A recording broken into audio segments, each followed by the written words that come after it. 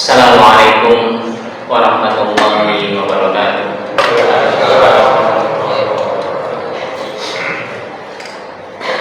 Innal hamdalillah nahmaduhu wa nasta'inuhu wa nastaghfiruh wa na'udzu billahi min shururi anfusina wa min sayyiati a'malina. May yahdihillahu fala mudilla lahu wa may yudlil fala hadiya lahu. Asyhadu an la ilaha illallah wa la syarika lahu wa asyhadu anna Muhammadan 'abduhu wa rasuluh la nabiyya wa rasulullah ba'da. Allahumma salli wa sallim wa barik ala Muhammad wa ala alihi wa sahbihi wa man tabi'ahum bi ihsan ila yaumil qiyamah. Ma ba'du jamaah salat isya dan tarawih yang dirahmati Allah. Syukur kepada Allah Subhanahu wa taala.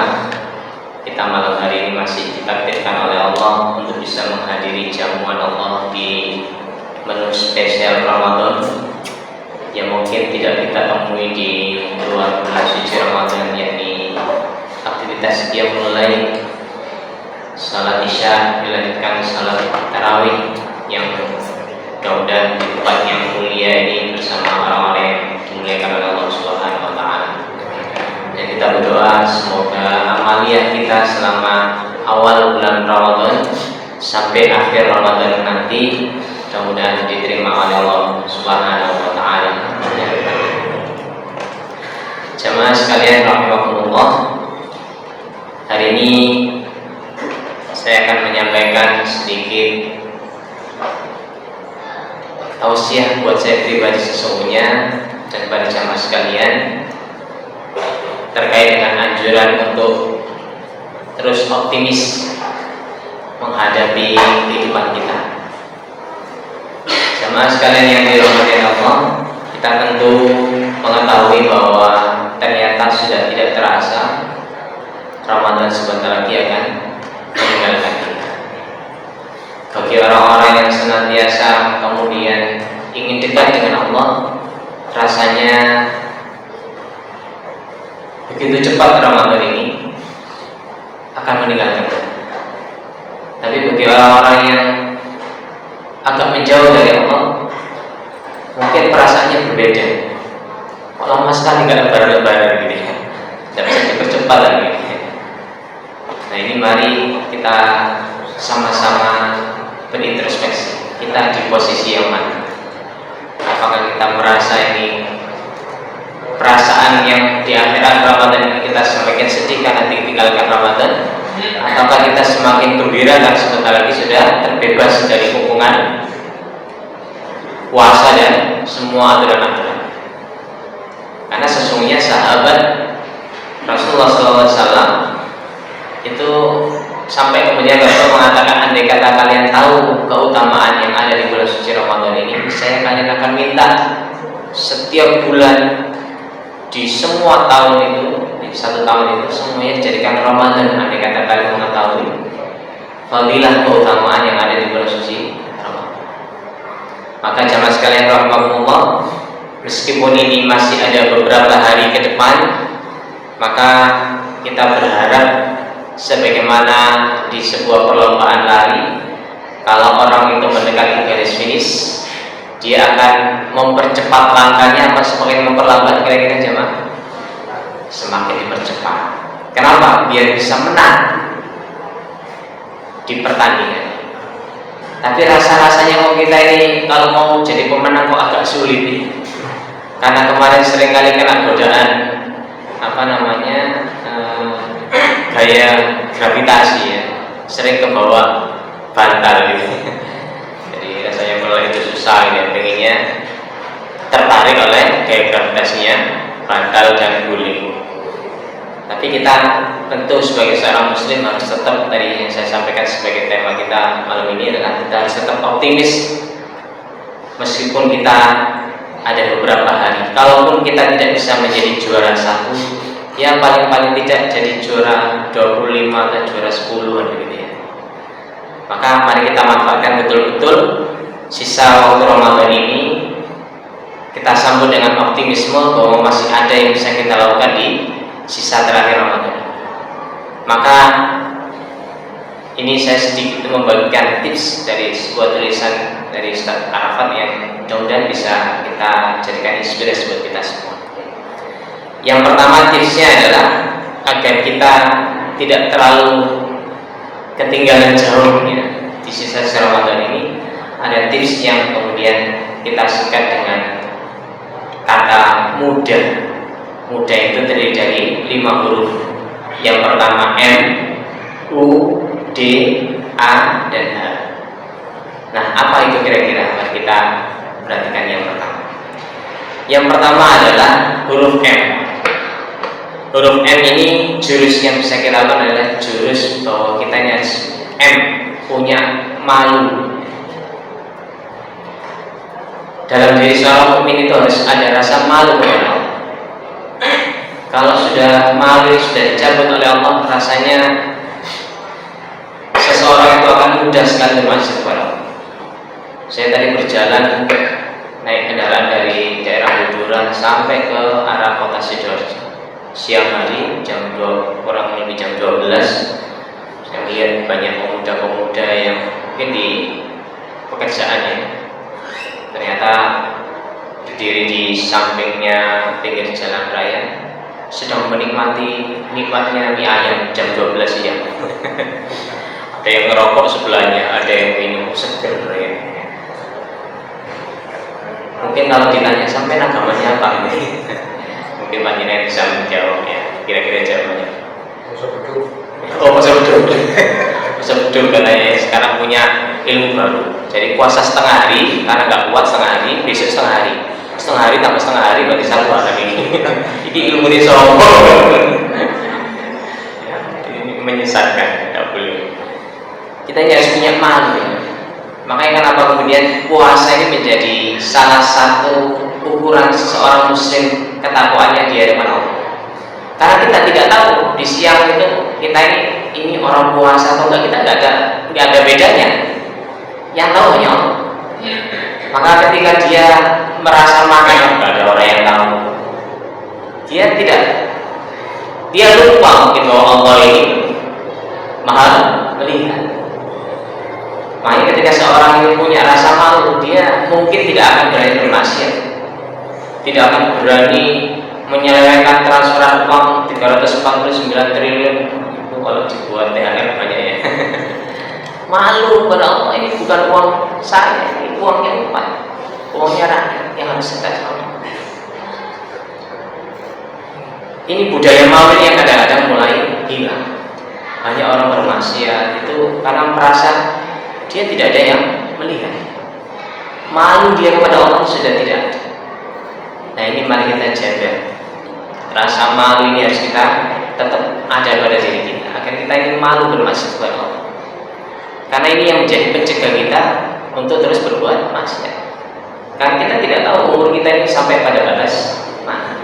Malaikat Israel datang kapan itu masih rahasia. Jangan sampai kemudian dalam keadaan bermaksiat tiba-tiba malaikat mau mendatangi orang-orang sedang bermaksiat. Yang kedua, jurusan kedua adalah habis muda tadi M, setelah itu U. Ya, U ini adalah ubah. Mari kita ubah 1% kebiasaan buruk kita menjadi sebuah kebiasaan baik.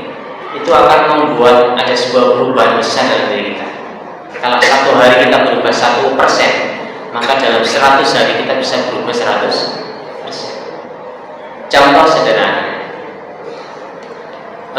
misalkan kita tidak bisa mulai seperti orang-orang yang sepuh-sepuh, orang-orang yang senior bisa bangun jam 2 dini hari. Ya mungkin kita bisa mengubah diri kita, bisa bangun 10 menit paling tidak sebelum salat sunnah dulu. Kalau ternyata masih mepet juga dengan ketika adzan subuh, ya paling tidak ketika bangun biasanya nggak berdoa, sekarang berdoa benar. Doa setelah bangun. Ada sesuatu yang harus diubah dalam diri, meskipun hanya 1%. Tapi itu menunjukkan ada perbaikan yang kita lakukan. Karena kalau kita tidak terus berubah sementara usia kita ini terus berkurang, maka kita ini rasa-rasanya apa yang nanti kita pertanggungjawabkan di hadapan Allah Subhanahu wa Ta'ala. Kemudian yang ketiga, jurusan ketiga adalah D, ya, mudah D, daripada. Nah ini jurus yang D adalah daripada. daripada kemudian kita ini tidak bisa membaca Al-Quran, tidak sempat membaca Al-Quran, Bu ya, jangan sampai kemudian kita habiskan waktunya untuk buka TikTok 1 jam, buka Al-Quran tidak sempat 10 menit, 5 menit, 2 menit, tidak sempat. Tapi justru kita sempat untuk membuka YouTube, yang nonton film Korea, nonton TikTok berlama-lama, lihat iklan diskon akhir Ramadan. Nah ini kan daripada begitu kan ya, kita lakukan hal-hal yang bisa kita membuat kita dekat dengan Allah. Daripada kita pas habis salat isya tarawih begini, kita berangkat ke mall, ya, mending kita berangkat ke masjid. Kita pakai ilmu daripada. Jadi ini sederhana sesungguhnya kalau kita mau, sekali lagi kalau kita betul-betul ingin berubah. Karena kalau kemudian kita masuk ke dalam trainingnya Ramadan sementara tidak ada yang berubah dalam diri kita, rasa-rasanya ini trainingnya kok belum berhasil yang membuat diri kita. Maka kita yang harus mengevaluasi diri, karena yang mentraining ini sesungguhnya adalah diri kita. Kesempatan ini hanya diberikan oleh Allah selama bulan Ramadan saja. Kemudian yang keempat adalah muda, M-U-D-A ya. A yang keempat ini adalah akui saja. Kita harus mengakui bahwa kita ini masih banyak dosanya kepada Allah SWT. Makanya sahabat Ali itu ketika dia melihat ada orang tua yang dia pikir adalah Masya Allah, orang tua ini amal ibadahnya lebih banyak daripada saya. Tapi sahabat Ali kalau melihat anak yang lebih muda, berpikirnya beda lagi. Ya Allah, anak muda ini dosanya lebih sedikit dari saya. Ya. Sehingga dia terus merasa mengaku bahwa saya ini masih banyak kekurangan. Ya, jadi ini yang terus harus kita lakukan. Dan kita kesempatan ini mari kita manfaatkan dalam perjalanan daripada kita nggak ngapa-ngapain. Mari kita coba tes. Tes tadi saya coba melakukan tes ke anak-anak dari di yayasan tadi. Ayo anak-anak kita coba tes 1 menit kalau kita mau istighfar, coba 1 menit bisa berapa kali istighfar? 1 menit saja. Ternyata anak-anak tadi ada yang bilang, Pak saya bisa istighfar 55 kali hanya 1 menit. Jawabannya, berapa waktu yang kita sia-siakan, kita tidak gunakan untuk mendekatkan diri kepada Allah dengan istighfar, dengan tasbih, dengan hal-hal yang sesungguhnya bisa kita manfaatkan mumpung di bulan suci Ramadan. Kemudian yang terakhir adalah jurus H, mudah. H-nya adalah husnul, berbaik sangka. Berbaik sangka kepada Allah, berbaik sangka kepada seluruh kaum muslimin. Maka salah satunya adalah dengan kita menitipkan doa kita kepada saudara-saudara kita kaum muslimin ketika kita berdoa kepada Allah Subhanahu wa taala. Karena Rasulullah SAW pernah bersabda dalam satu hadisnya, "Ma min 'abdin muslim yad'u li akhihi bi dhahril ghaib illa qala al-malaku wa laka bi misli." Tidak ada seorang muslim pun yang mendoakan kebaikan bagi saudara muslimnya sementara dia saudaranya didoakan tidak mengetahui, maka malaikat akan berkata, dan bagimu kebaikan yang sama. Hadis riwayat Muslim. Malaikat mendoakan kita. Bayangkan. Malaikat kalau berdoa kira-kira diterima apa tidak sama Allah? Pasti diterima. Kenapa? Malaikat tidak pernah berbuat maksiat. Kalau kita maksiatnya banyak, tapi malaikat tidak pernah berbuat maksiat. Maka mari kita sempatkan mendoakan saudara-saudara muslim kita terkait dengan apapun masalah kita. Mari kita doakan saudara muslim kita. Ya, saya punya pengalaman sedikit yang mudah-mudahan bisa ini buat pengingat saya pribadi sesungguhnya. Dulu ketika saya masih punya hutang rumah, saya hitung-hitung kalkulasi itu baru lunas sekitar 10 tahun. Terus saya berharap ya Allah mudah-mudahan bisa lebih cepat. Akhirnya apa? Saya ingat hadis ini. Setiap kali habis sholat saya berdoa, ya Allah lunaskan hutang rumah saya ya Allah sesegera mungkin, dan lunaskan hutang saudara-saudara muslim saya yang punya hutang rumah sama seperti saya ya Allah, di seluruh Indonesia. Kira-kira banyak kan yang punya hutang rumah? Itu saya lakukan terus menerus. Ternyata ada sisi Allah, mungkin ya malaikat juga terus mendoakan saya juga. Akhirnya dalam waktu kurang lebih 2 atau 3 tahun ternyata bisa lunas. Loh kok bisa begitu? Kalau Allah sudah berkehendak, tinggal pun bayangkan Allah maha kaya, apa sulitnya? Nah ini kalau kita membiasakan mendoakan saudara muslim kita, mungkin kita tidak akan pernah punya rasa benci dan dendam kepada saudara kita, karena kita sering mendoakan.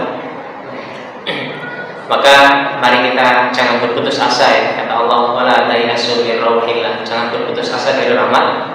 Kita masih punya optimisme beberapa hari ke depan ini bisa kita maksimalkan ibadah kita kepada Allah Subhanahu wa taala. Yang belum sempat sedekah ya kita sedekah. Yang belum sempat zakat, nah ini kesempatan, jangan kelewatan zakat. Yang belum tambah ibadah sunnah, tambah ibadah sunnah. Yang biasanya kita memahami bahwa sunnah itu adalah kalau dikerjakan berpahala, kalau tidak dikerjakan biasanya macamnya tidak apa-apa gitu. Orang biasanya milih apa? Oh tak apa-apa aja. Tapi coba kita ubah sedikit mindsetnya. Sunnah ini kalau dikerjakan berpahala, kalau tidak dikerjakan kita kehilangan kesempatan dapat pahala. Kalau hari ini ada kesempatan duha, kita tidak sholat duha, maka kita kehilangan kesempatan dapat pahala duha hari. Dan besok tidak dapat pahala hari, kesempatannya sudah hilang. Maka jangan sampai amalan-amalan meskipun ini sunnah kemudian kita tinggalkan. Sholat tarawih sunnah aja, nanti aja mall dulu, nanti mallnya diskon habis. Nah, kita kehilangan kesempatan dapat pahala. Mudah-mudahan secara materi bisa kita maksimalkan, dan mudah-mudahan kita semuanya diberikan oleh Allah ijabah doa-doa kita di akhir Ramadan ini, diwafatkan oleh Allah bersama-sama orang mulia dalam keadaan husnul khatimah. Subhanallahumma wa bihamdika asyhadu an la ilaha illa anta astaghfiruka wa atubu ilaik. Assalamualaikum warahmatullahi wabarakatuh. Waalaikumsalam warahmatullahi wabarakatuh.